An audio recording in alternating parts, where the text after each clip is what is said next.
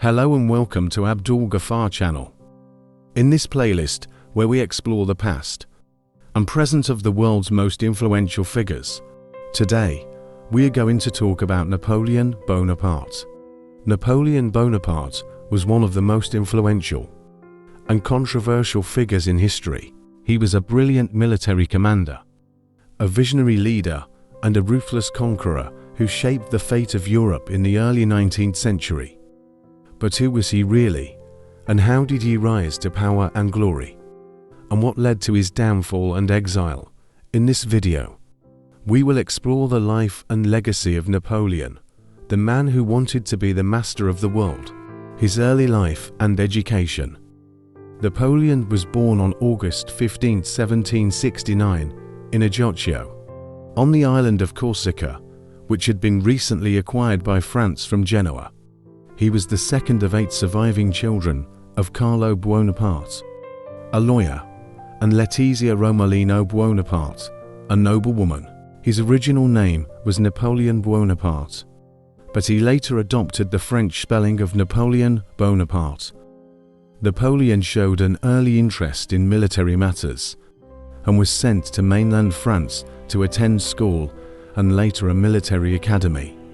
He graduated in 1785 as a second lieutenant in an artillery regiment. He spoke with a Corsican accent and was often teased by his fellow officers for his short stature. He was about 5 feet 6 inches, or 1.68 meters tall. The French Revolution and the rise of Napoleon. In 1789, the French Revolution broke out, overthrowing the monarchy and establishing a republic. Napoleon supported the revolution and joined the Jacobins, a radical political group that advocated democracy and equality. He also became close to Augustin Robespierre, the brother of Maximilien Robespierre, the leader of the Reign of Terror, a period of violence against enemies of the revolution. In 1793, Napoleon returned to Corsica, where he clashed with Pasquale Paoli, a nationalist leader who wanted to secede from France.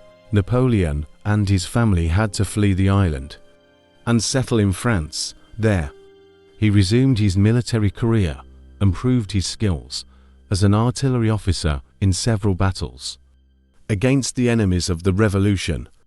In 1795, he saved the government from a royalist uprising by firing cannons at the rebels in Paris. This earned him fame and promotion to general. He also met Josephine de Beauharnais, a widow of an aristocrat who had been guillotined during the Reign of Terror. They married in 1796. In 1796 to 1797, Napoleon led a successful campaign in Italy against Austria and its allies, winning many victories and gaining popularity and wealth. He also negotiated a peace treaty with Austria that gave France control over most of northern Italy. In 1798 to 1799, he embarked on an ambitious expedition to Egypt, hoping to undermine Britain's trade interests and establish a French presence in the Middle East.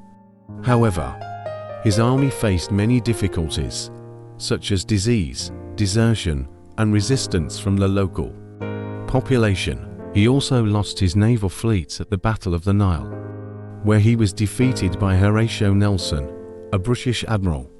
In 1799, he returned to France, leaving his army behind. He found that the government was weak and unpopular, and decided to stage a coup d'état with the help of some allies. He overthrew the Directory, the executive body of the Republic, and established a new system called the Consulate, where he became the first consul with almost absolute power, the Emperor of the French and King of Italy. As first consul, Napoleon introduced many reforms that improved the administration, economy, education, and legal system of France. He also made peace with the Catholic Church by signing a concordat that recognized its role in society. He also resumed war with Britain and its allies, who formed a coalition against him. In 1804, he crowned himself Emperor of the French Notre Dame Cathedral in Paris. He also created a new nobility based on merit rather than birth. He expanded his empire by annexing or creating satellite states in Germany, Switzerland, Holland and Spain. In 1805, he crowned himself King of Italy at Milan Cathedral. He also fought several wars against various coalitions of European powers that tried to stop his expansionism. He won many battles thanks to his brilliant strategy, tactics and charisma. Some of his most famous victories include Austerlitz 1805, Jena 1806, Friedland 1807, Wagram 1809, and Borodino 1812. He also suffered some defeats, such as Trafalgar 1805, where Nelson destroyed his navy, and Aspern Essling 1809, where he was wounded by a bullet. The invasion of Russia and the downfall of Napoleon. In 1812, Napoleon decided to invade Russia, which had broken its alliance with him and joined the coalition against him. He gathered a huge army of about 600,000 men from various nations and marched towards Moscow. However, he faced many challenges, such as the harsh weather, the scorched earth policy of the Russians, who burned their crops and villages to deny him supplies, and the guerrilla warfare of the Cossacks, who harassed his flanks and rear. He reached Moscow in September, but found it abandoned and burning. He waited for a month, hoping for a peace offer from Tsar Alexander I, but none came. He decided to retreat in October. But it was too late. His army was decimated by hunger, cold, disease and attacks from the Russians. Only about 100,000 men survived the retreat. This disaster marked the beginning of the end for Napoleon. His enemies took advantage of his weakness and formed a new coalition against him. They invaded France in 1813 and 1814 and defeated him at Leipzig 1813, also known as the Battle of the Nations, where he lost about 200,000 men. He fought a series of defensive battles in France, but was eventually forced to abdicate in April 1814. He was exiled to the island of Elba in the Mediterranean Sea, where he was given sovereignty over a small territory. The 100 Days and the Battle of Waterloo. In March 1815, Napoleon escaped from Elba and returned to France. He rallied his old army and supporters and marched towards Paris.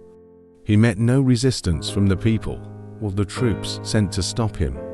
He entered Paris on March 20th and reclaimed his throne as emperor. However, his return provoked a new coalition of Britain, Prussia, Austria and Russia, who declared war on him. He decided to strike first and invaded Belgium, where he hoped to defeat the British and Prussian armies separately before they could join forces. He met the British army led by Arthur Wellesley, Duke of Wellington 1769 to 1852, at Waterloo on June 18th. He attacked them several times, but failed to break their lines. Meanwhile, the Prussian army led by Gebhard von Blücher 1742 to 1819 arrived on the battlefield and attacked Napoleon's right flank. Napoleon was outnumbered and outflanked. He ordered a final charge of his elite guard, but they were repulsed by the British infantry. He realized that all was lost and fled the battlefield. He returned to Paris and abdicated again on June 22nd. He tried to escape to America, but was captured by the British Navy.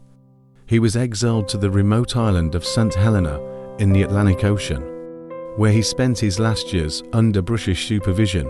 He died on May 5, 1821, at the age of 51. The cause of his death is still disputed.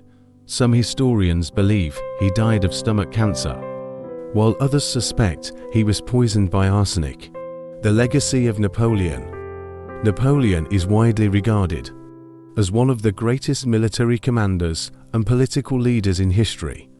He changed the map of Europe and influenced its politics, culture and society for decades after his death. He also left a lasting mark on France. where he is seen as a national hero by some and a tyrant by others.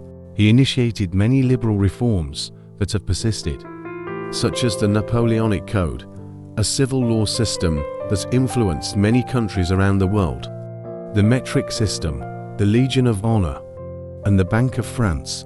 He also promoted education, science, arts, and literature. He is also remembered for his charisma, ambition, and ego. He inspired loyalty among his soldiers and admiration among his enemies. He also aroused fear, hatred, and resentment among those who opposed him or suffered under his rule. He is one of the most studied and written about figures in history. His life and deeds have been depicted in countless books, movies, paintings, and monuments. His name has become synonymous with greatness or tyranny.